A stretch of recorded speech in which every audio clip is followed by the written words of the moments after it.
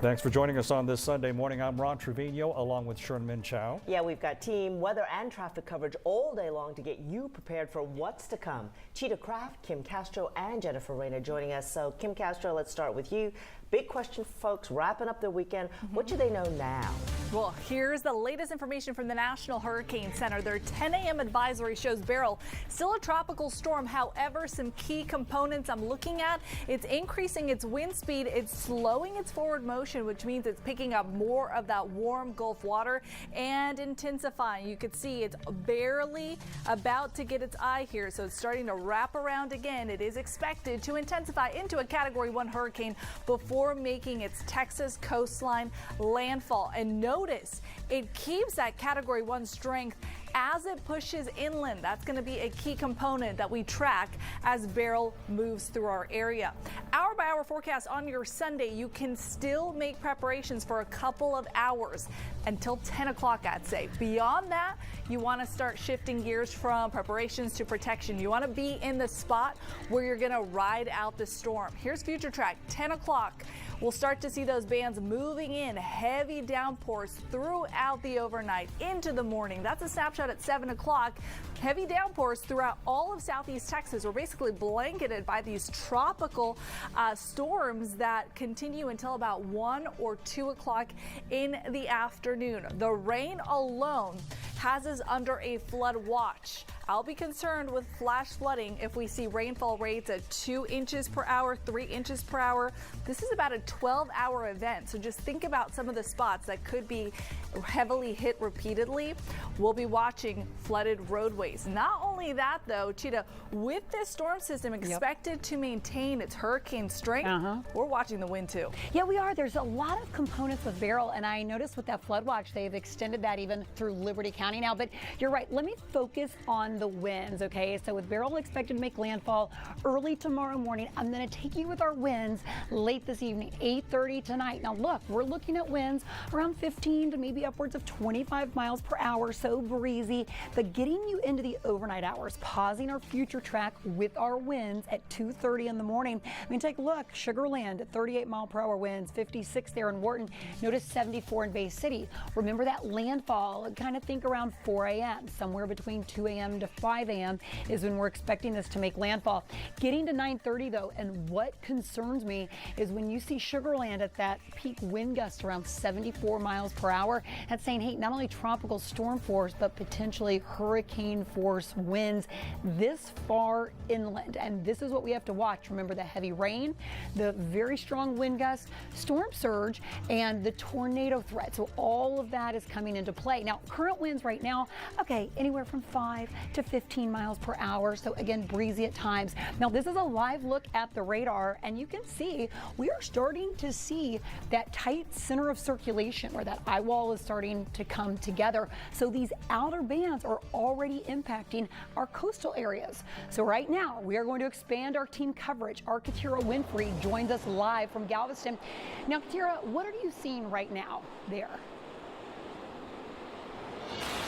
Well, Cheetah, you were talking about just how high those wind speeds are. It's very obvious just by looking at me that, yes, the wind is very high here in Galveston, and you can see the water behind me. It's really choppy. From my understanding, it is a red flag warning right now. You do see a few people walking along the beach here, but there is no one, at least in my eyesight, that is in the water right now. Earlier, we saw someone kind of diving into a wave, but then the rain started coming down and everybody kind of dispersed really quickly. And so now we're starting to see a few people coming back on the seawall here and there. A family just got out with their kids. A guy's going to be riding by me on a bike in just a moment. But overall, it's been really calm here. Not a lot of foot traffic, not a lot of activity out here on the beachfront, but very windy, and the water very much rough and choppy. Oh, and lastly, about 15 minutes ago, we saw them remove another one of the lifeguard stands from the beach. We've been seeing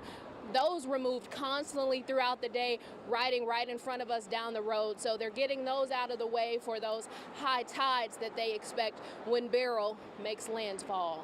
Yeah, Katira, your live shot really shows the best. We can tell the winds are really strong. You said, you know, people, there's not as much people as you would maybe typically see after a holiday on a weekend. My question is, we've been talking about the rip currents, the winds, the storm surge, and you said maybe you saw those flags that was a good indication for people at the beach to say, heads up, winds are strong and rip currents will be a threat. Have you seen those flags on the beach? I haven't seen the flags because they've removed the lifeguard stands, but I got online to check what the flag warning said, and it said current red flag. And earlier today, I did see a lifeguard here on the shore kind of blowing his whistle, kind of shooing people out of the water and keeping watch. So we don't see the flags actually posted because there aren't any lifeguard stands still up here due to the impending concern with the water rising. But I do know that it is a red flag warning. And if you know anything about beaches, looking at this water, you can see why. Thank you so much for your live shot. And yeah, we're going to see those wave heights pick up. We're going to see the storm surge really impacted, especially overnight into tomorrow. Thank you so much, Katira Winfrey. And Galveston is not the only area preparing for Beryl. Corpus Christie is one community expecting the brunt of the storm. That's where we find Molly McCollum there with the Weather Channel live right now. Molly, I'm looking at the radar and I've seen a few passing showers, but what are you seeing live right now? Good morning, Cheetah. Yeah, we've had a few passing showers. It hasn't even been enough for me to put on my raincoat so far this morning, but we're also hearing some of those distant rumbles of thunder from those far outer bands of Beryl, still about over 100 miles away from Corpus Christie as it moves just to our north and to our northeast. So we're going to be seeing the outer bands in and out of those throughout the day. I will say the water still here is very calm. It has been since we arrived 2 days ago. It's almost like a sheet of perfect glass. Now we know that's going to change as the wind picks up, but I will say that the forecast here in Corpus Christie, people aren't quite yet getting that sigh of relief, but it's definitely less stressful than yesterday because as the forecast improves here in Corpus Christie for less impacts, of course we know, Cheetah, it's going to be worse for areas like you in Houston and parts of Galveston, Matagorda Bay, Galveston Bay, all those areas that are so vulnerable to storm surge. You know what, Molly, you're exactly right. That forecast really did shift eastward. You're talking about the residents and the preparedness. What have you noticed? You know, as you've talked to people who are living there, you know, what are they feeling right now? What have you heard from them? So, Cheetah, I was actually here 2.5, almost 3 weeks ago for Tropical Storm Alberto, which we were 400 miles away from the center of that storm, but saw some of the worst impacts in the Corpus Christie area. So I don't want to call that a test run for the beginning of the tropical system, but it kind of was for the Corpus Christie area. Now they're preparing once again for, the potential impacts of surge. Here in Corpus Christie, we've got a seawall that's about 14 feet above sea level that protects downtown Corpus Christie, but you go over the Harbor Bridge over into the North Beach area, a popular vacation spot. In fact, that beach was packed yesterday, and the elevation there is only 2 to 6 feet. There's no seawall to protect them. And I mentioned Tropical Storm Alberto. They peaked out at 3.5 feet of storm surge. And so certainly in that area where they're so vulnerable, they are paying so close attention to the forecast and any rise that might cause them any flooding in that area. You know, you're exactly right. Molly McCollum, thank you. Live from Corpus this morning. You know, guys, just like she was saying, Alberto, well, it was kind of our precursor, and that's what we're watching even in Galveston. Some of our storm surge heights could be between 2 to 4, maybe even upwards of 5 feet. So we will be watching for her live reports. Stay safe out there. Ron and Sherman, back to you.